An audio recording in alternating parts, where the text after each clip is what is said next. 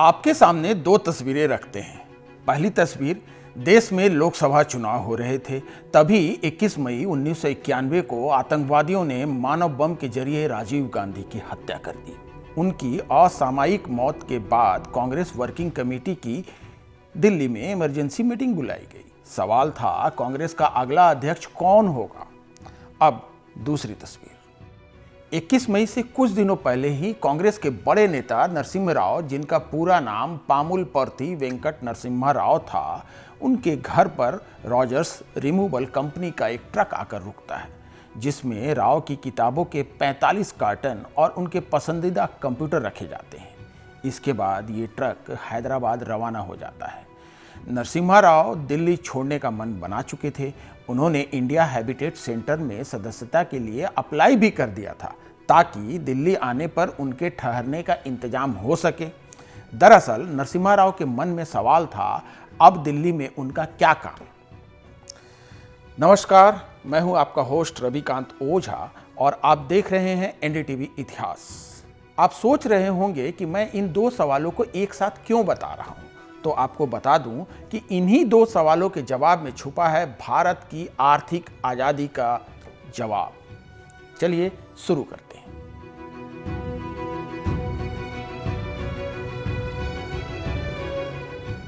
अब बात शुरू करते हैं पहले सवाल के जवाब से। 22 मई की कांग्रेस वर्किंग कमेटी की इमरजेंसी मीटिंग में मध्य प्रदेश के कद्दावर नेता अर्जुन सिंह ने सोनिया गांधी को पार्टी लीडर चुने जाने की वकालत की। सब इस पर सहमत भी थे, लेकिन खुद सोनिया गांधी ने इससे इनकार कर दिया।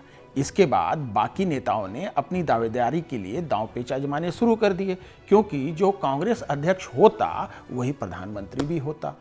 तब दौड़ में महाराष्ट्र के मुख्यमंत्री शरद पवार सबसे आगे बताए जा रहे थे। मध्य प्रदेश के कद्दावर नेता अर्जुन सिंह और एनडी तिवारी की दावेदारी की भी खबरें थी, लेकिन सोनिया गांधी इससे सहमत नहीं थी। उन्होंने अपने प्रधान सचिव पीएन हक्सर से पूछा, कौन हो सकता है सही उम्मीदवार। हक्सर ने बताया, उपराष्ट्रपति शंकर दयाल शर्मा। इसके बाद सोनिया गांधी ने शंकर दयाल शर्मा के पास संदेश पहुंचवाया।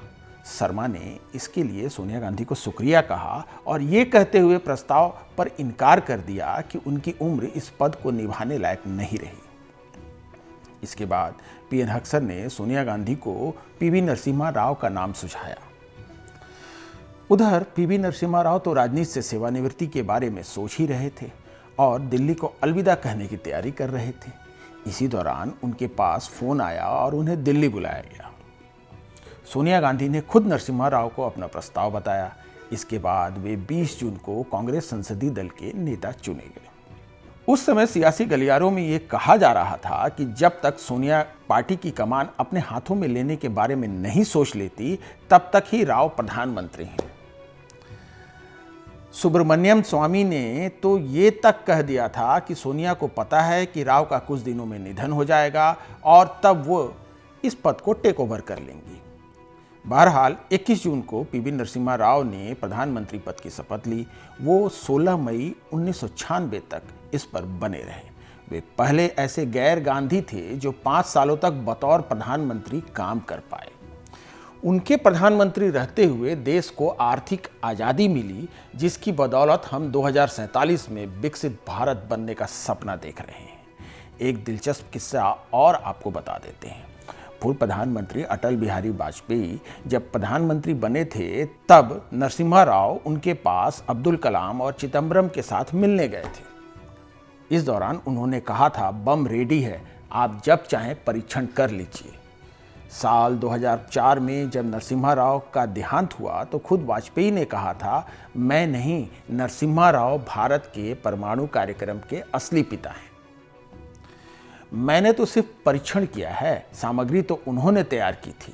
नरसिम्हा राव के बारे में कांग्रेस के बड़े नेता जयराम रमेश ने कहा था, मैं राव की तुलना चीन के नेता डेंग जियाओपिंग से करता हूं। दोनों बुजुर्ग नेता थे, दोनों के करियर में कई उतार चढ़ाव आए, लेकिन जब उन्हें मौका मिला तो दोनों ने चारों ओर अपनी छाप छोड़ी। बहरहाल नरसिम्हा राव को लेकर एक सवाल कई भारतीयों के मन में है, उनका अंतिम संस्कार दिल्ली में क्यों नहीं हुआ, जबकि वे देश के प्रधानमंत्री रह चुके थे।